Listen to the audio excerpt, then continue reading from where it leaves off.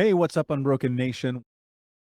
Lay out the path to the shift because I want to know, even personally, I want to know like what started to transpire where this shift started to actually solidify. Because I think a lot of people they'll read the books, they'll do the podcast, they'll even get a coach, but the shift won't actually take place. It's just kind of like top of mind. Was it through execution? Was it through proving yourself right? Was it through like what was really happening in your day to day that was building your confidence and the shift in the mindset? Yeah, for me, it was the execution. I feel like a good chunk of people, and I've been able to talk with quite a few people on kind of a more coach role now, and people will invest in the books, they'll invest in the podcast, they'll invest in courses, and in different mentors. But the part where hesitancy and inaction takes place is when it's actually time to take that next step and execute. I think execution, even done like imperfectly, it's going to teach you so much more about the process and about yourself than any perfect action or inaction is ever going to do. Because for me, I was willing to, there's this really good quote. It's by a guy named Eddie Pinheiro. And he says, I was willing to make failure an old friend and walked hand in hand and side by side with them. And that's really when I realized, even when I failed or even when things didn't go right, that I could come back from it, but also learn from it and make it better the second time around. I think that was when I truly started realizing there's no hole that I can't get out of. There's no obstacle that's in my way that either through my network or me personally, I don't have the skills to overcome, or I can acquire those skills to overcome.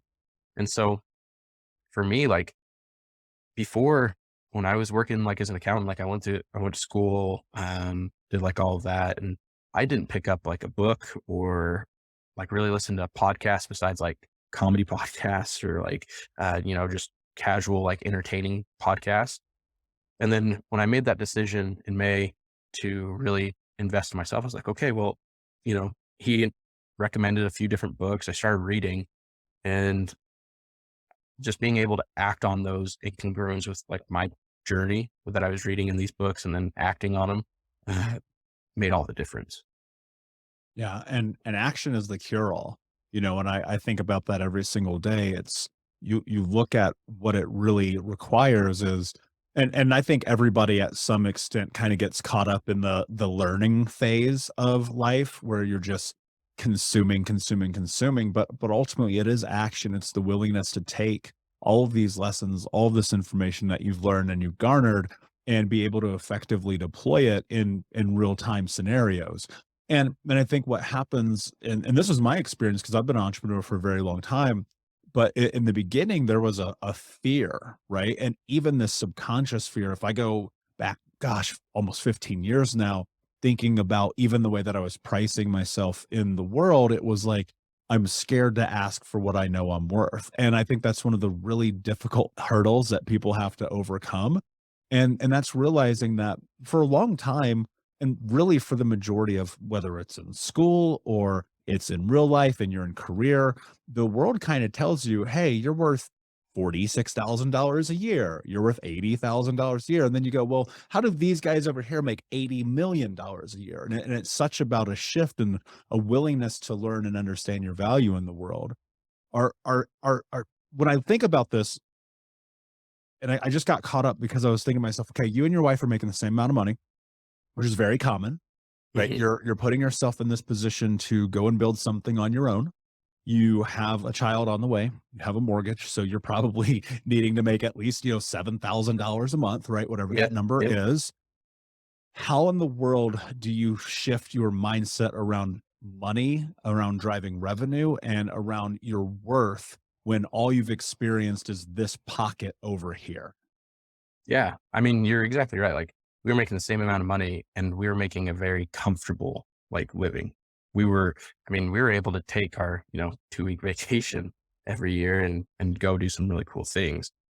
Really, my biggest mindset shift, like when it came to money was like, okay, well, I can either continue to make this comfortable amount of money and be okay with it, which I mean, a lot of people make that decision. I'm not saying it's the wrong decision, but I knew it was the wrong decision for me personally. Um, and I started realizing, at the time, I think I was making like 70,000 and, or 65, somewhere in that area. And almost exactly what you said, like, happened. It's just like, okay, like, here I am building this business, making 65,000 as an accountant. And pretty soon, like, my business was kind of matching what I was making.